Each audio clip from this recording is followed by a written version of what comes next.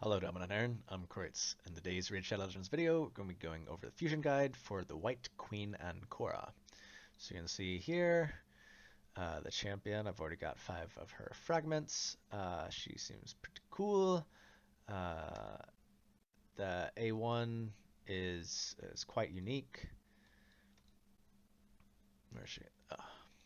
With this in decreasing cooldowns of random allies by 2 turns is fantastic. With a revival, which is 50% HP, 75% turn meter. That turn meter is excellent. And then this removing debuffs, placing a shield, and then filling turn meter of all allies is pretty great.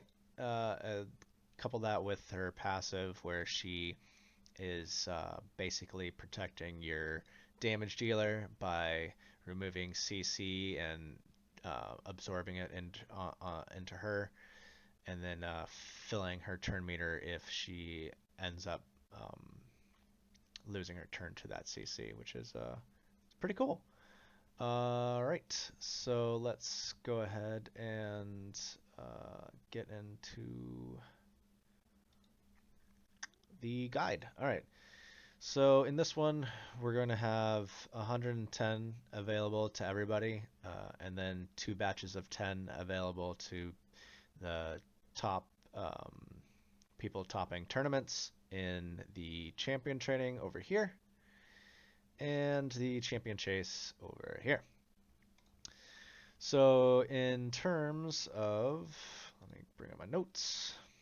So yeah, in terms of where we want to focus our energy, we've started off and they've lapsed back into not double dipping right off the bat, which is real dumb, especially since the first day doesn't include champion training. So like, I haven't done anything for Fire Knight because I'm saving it because I try to get all those Dungeon Diver points once it's live. So you'll want to focus your energy here in Fire Knight when it overlaps the Dungeon Divers on those 2 days.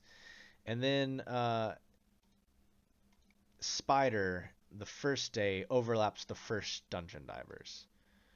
And then the second and third day of Spider overlaps Dungeon Divers number 2. So I'm just going to highlight that in a different shade of green just so we can keep it separate, that these are not the same. This, let's just do, is different from this.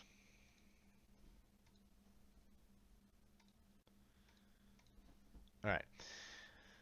So we've also got this little bit of champion training right here. It overlaps Summon Rush, so if you're doing Mystery Shards, the first and second day of champion training overlaps that Summon Rush, so you can do that there. We've got 3 artifact enhancements down at the bottom. Hopefully you have enough silver. What with Centranos, wrecking a lot of people's silver balances. My approach to Centranos so far has been, if I don't have it available, I'm not really working towards it in terms of moving gear around.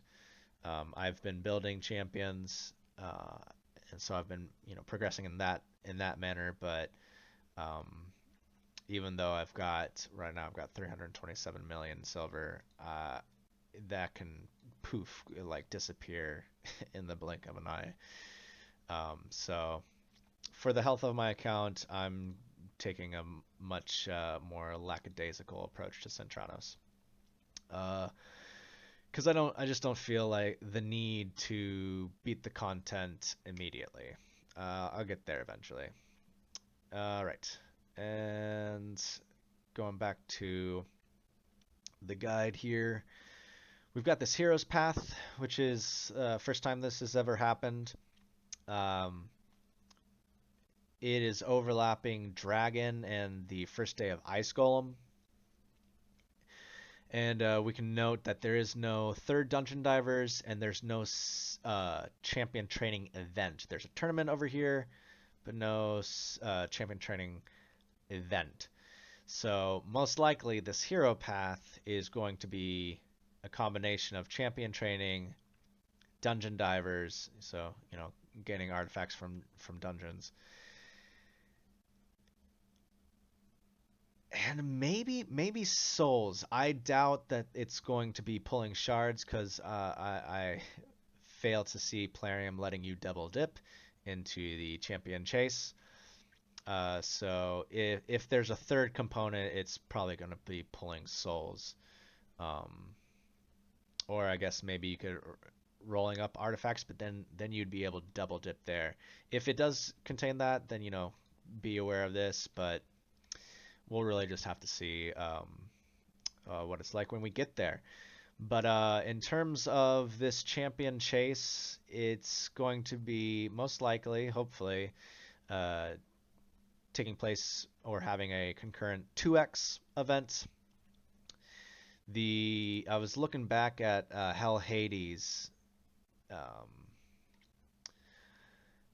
Scroll it. So, like looking back at the announcements of the different events, and the last time we had a proper 2x, like a proper just like straight up 2x sacreds was was back before November 24th.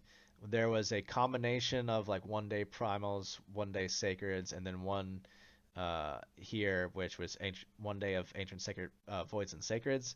But other than that, we've had 2x ancients. This was tucked in between the primals was tucked in between the ancients and voids, but so 2 weeks separating um, this special one each day, and then 2 weeks later there was an ancients, and then 2 weeks after that it was voids, and then ancients, and then voids, and then sacreds. So if that's a pattern where they're going to be spacing out sacreds more to occur half as much as the other two, or maybe like combining it with some of these primals instead. Maybe the pattern is going to be ancients, voids, sacreds, ancients, voids. So if that is the pattern, or if they're just throwing things against the wall and seeing what sticks, it's going to be ancients. But we'll have to see